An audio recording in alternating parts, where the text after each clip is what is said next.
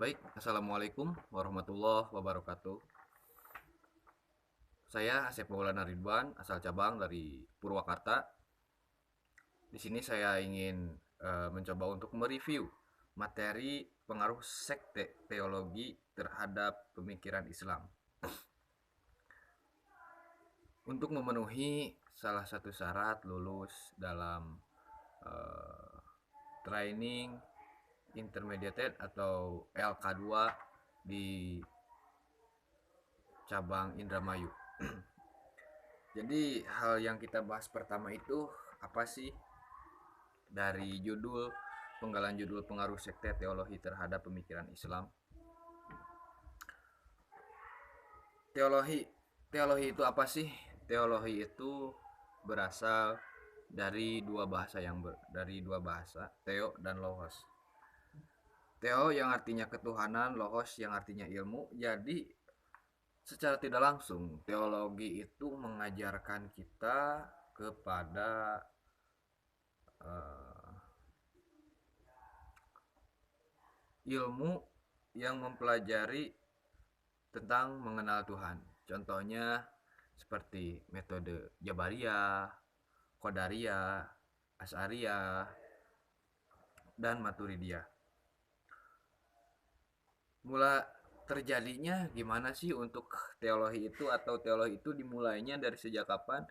Teologi itu dimulai semenjak ketiadaan dari Rasul atau pasca Rasul meninggal, yang dimana di zaman itu terjadi perpecahan kepercayaan dan lain-lain karena simbol dari Islam sendiri itu Rasul telah tiada, yang berarti kejadian ini terjadi di masa sebelum Khalifah Abu Bakar menjabat. Latar belakang atau memuncaknya kejadian pada terbaginya teologi ini yaitu pada peristiwa tahkim, yang dimana perebutan kekuasaan atau sengketa kekuasaan daripada Ali dan Muawiyah. Yang pertama itu adalah Syiah. Syiah itu dalam prosesi tahkim tersebut, yang dimana Syiah itu adalah pendukung atau partai pendukung Ali, atau bisa dikatakan kawan-kawan yang selalu setia dengan setiap keputusan yang Ali ambil. Berikut pun dalam peristiwa tahkim, Syiah menjadi salah satu yang nantinya akan menjadi aliran teologi yang mempunyai macam pemikiran untuk eh, teologi itu sendiri. Nah, yang melatar belakangi terjadi terpecahnya ideologi adalah kepentingan politik, yang berarti ini terlahir juga karena fanatisme atau karena kepentingan pribadi. Yang pada peristiwa tahkim uh, nantinya Syiah yang berpihak kepada Ali, namun pasca kekalahan Ali, atau bukan kekalahan Ali, setelah Ali mengalah pada peristiwa tahkim tersebut, bagaimana sih reaksi daripada Syiah ini?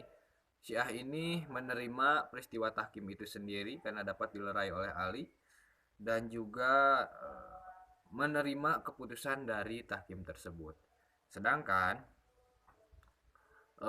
untuk Khawarij yang tadinya berada di barisan Ali namun merasa kecewa, mereka itu mengharamkan peristiwa tahkim, bahkan menganggap Ali dan kaum Muawiyah itu sendiri telah keluar dari barisan Islam karena tidak sesuai dengan syariat Allah Subhanahu wa taala. Lalu kemudian ada Murji'ah atau turunannya menjadi Mu'tazilah, yaitu mereka menerima atau mereka pada dasarnya tidak membenarkan pula atau tidak menyalahkan juga peristiwa tahkim tersebut karena mereka didominasi oleh kaum yang berpikir moderat.